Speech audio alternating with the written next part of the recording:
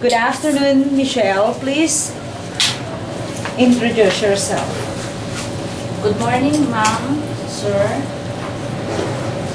I'm Michelle Domenico, 30 years old, single. I have an experience in first in Riyadh. I have one sister, two adults, and one eldest. The two adult is I don't know what is how much age, and then the eldest is 80 years old, and the child is 3 years old. And the second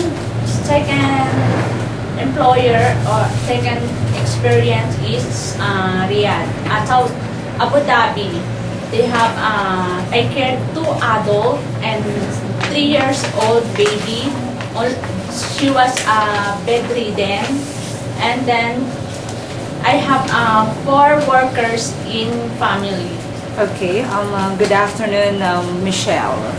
Are you married or single? I'm single. You're still single. Happily single. Okay. Michelle, why you want to work in Hong Kong? Why Hong Kong? I want to work in Hong Kong first to help my parents, and then my one sister, 23 years old, and to earn my money to my future. Okay. You have been working in abroad before for Yes, ma'am. 4 years Yes, ma'am. for 2 employers in Middle No, East. but not 4 years, mom. The last is 1 year, 7 months. So close to 2 years already. Okay. And okay, we will talk about your last employer. What happened? Why you did not finish 2 years? What's wrong? What's the problem? I will not finish my last employer because I cared the baby, she was dead, and then only I care baby, and then my employers, I have no money to pay me again, and that's why the baby's finished dead, and then go back to So Philippines. what happened to the baby? You The took good baby, she care was- of the baby, right? Yes, How ma'am. old is she or he? Is it a boy She or was girl? a she. She's he. Yes. How old is he when he died? Almost 3 years old. What's wrong with her? His Because the health? doctors are wrong description she give in Tawang Hospital. So the employer decided when the boy was died, the employer decided you to go home. Yes. Because no more take No. care. No more But only reason one to stay there. No, ma'am. Because- To only, and then no baby. No more baby. They Yes, don't have ma'am. baby anymore. Okay. But when you work there, the employer speak to you in Arabic or in English? First, ma'am, I will come. I will speak English, and then but not all the time. after 1 month, I will speak Arabic. You can speak also Arabic. Yes. How many helpers inside the house? You're the only one? No, ma'am. They have 4. 4 helpers. Yes, ma'am. But when the boy was died, they will send you No, back in the. Because each of them have own work. Only Okay, only for baby. the baby. So you only focus for the Yes. baby. Okay, so you have already 4 years experience in abroad. So how's your cooking? Is it good or excellent? Cooking Filipino good. food.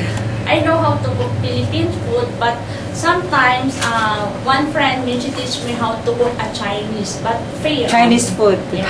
What kind of Chinese food you can prepare? Steamed fish, and then salted eggs with pork, and then steamed whole chicken. So you're a fast learner, you Yes. can follow the menu also. Yes. Okay, are you willing to learn more how to cook simple Yes, Chinese food ma'am. cooking? Yes, ma'am. Chinese dishes? Yes, ma'am. Are you willing to wake up early in the morning and sleep late at night? Yes, ma'am. I willing to do. Are you willing to follow all the rules implemented by your employer? Yes, ma'am. If you come to Hong Kong, can you promise not to make argue with your employer? Yes, ma'am. And also, most of the kids are naughty and very hyperactive. How can you control them? What will you do? For the baby is naughty, I will talk to the baby. Kid, what is the dog's? What is the sound of the dog? And then I will say, ow, ow, ow. What is the sound of the cat? Okay, I don't know, mom. I don't know. Okay, I know how is the sound of the cat. Meow, meow. What is the sound of... Okay, can you tell them some stories also? Can you teach them? Can you do tutoring also? Yes, ma'am. Also, can you play with the kids also? If the kids is play is... What can you... Down, bridge is falling down, is falling down. Down, bridge is falling. Okay, thank you. And when you finish your contract in Middle East, which year? From when to when? I will for The last yeah, employer. The last employer. When you is, return back in the start- Philippines. I will start to go to Abu Dhabi is November 7, 2000. 2009, and then until 2008 until to 2009. So you just returned back from Philippines. from Middle East, right? Okay. And can you promise to your employer that you will never use the landline phone unless emergency? Their landline phone, can you promise not to use their phone unless Yes, ma'am. emergency? If I talk to my employer, to ask them a permission to call or Okay, to use so, a telephone. so you will ask them a permission. Can you promise to your employer that you will not making any argument with them? Can you avoid texting or calling at the phone while you are working? Yes, ma'am. Can you promise not to borrow money in the bank or in another financial institution? Yes, ma'am. Can you maintain your hair short for 2 years? Do you have any message to your future employer? Ma'am, sir, I hope if you want to select me as a domestic helper to your home, I will do my best. I will do my job.